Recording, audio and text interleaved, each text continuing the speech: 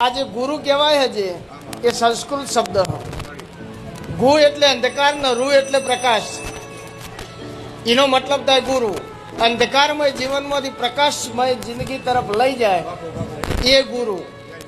નકર આ વિધિ કરાય ને પેલી વિધિ કરાય ને આ નળ ને પેલું નળ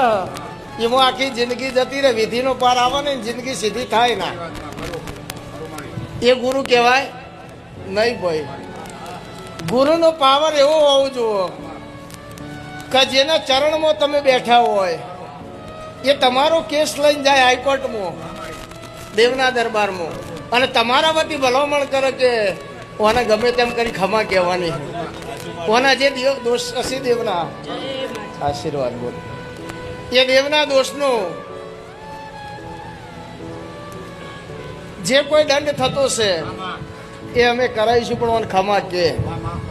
એ કરાવવાનું કામ અમારું. હા